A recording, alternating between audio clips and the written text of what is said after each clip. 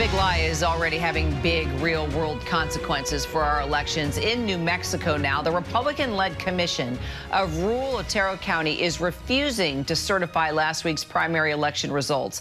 The commission voting unanimously against certification without raising any specific issues. Instead, they cite concerns over Dominion voting machines, which have been at the center of former President Trump's election lies. Earlier this week, New Mexico's Secretary of State Maggie Toulouse Oliver asked the state Supreme Court to order the commission to certify those results. She joins me now to discuss. So let's start there. Maggie, what's the latest? Where do things stand in your legal fight?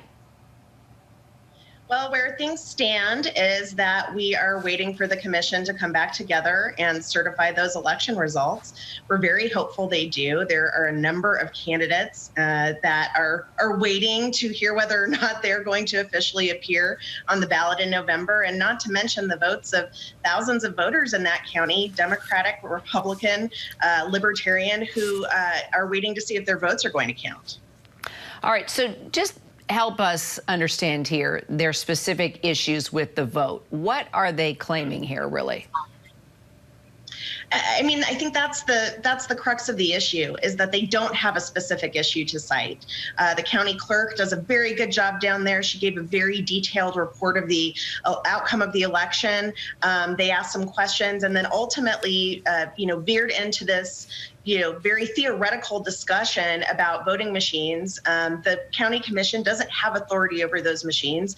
My office does, the clerk does. We make sure they're tested and accurate, and instead chose to do this completely unlawful thing and vote not to certify. I don't even know if they understood the implications of what they were doing. Rather, we're just trying to carry some political banner and make a point. But it does have these very real world implications for our democracy, and we have to deal with them and deal with them now.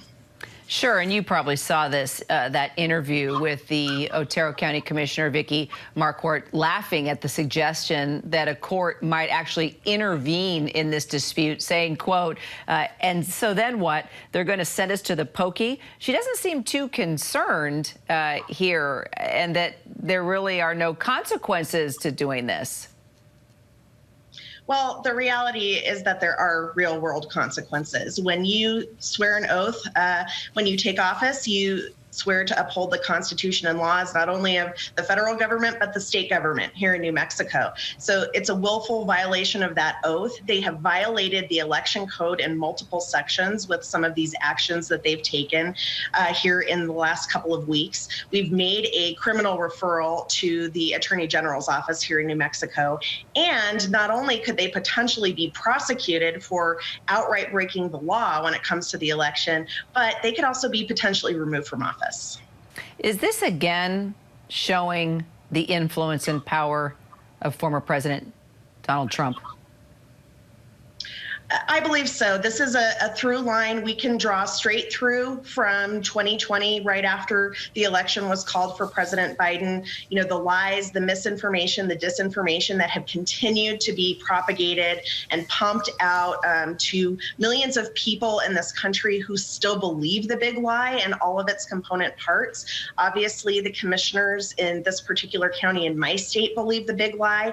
And the most challenging part here and the most frustrating part is when we provide them with ample information about exactly what we do to ensure the accuracy and the integrity of the election, all of the different steps in the process. They don't even process that information. They're so sure that because their feelings suggest to them that the president lost, that is what's correct and not everything else that we're showing and telling them to be true and accurate.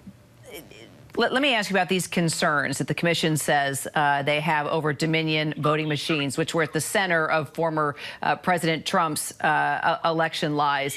Is there any evidence at all showing that these machines malfunctioned or were altered in any way?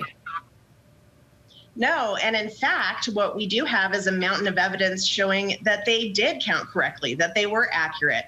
We pre-test all of the voting machines before they go out for use by the public. That's done in a transparent, bipartisan way.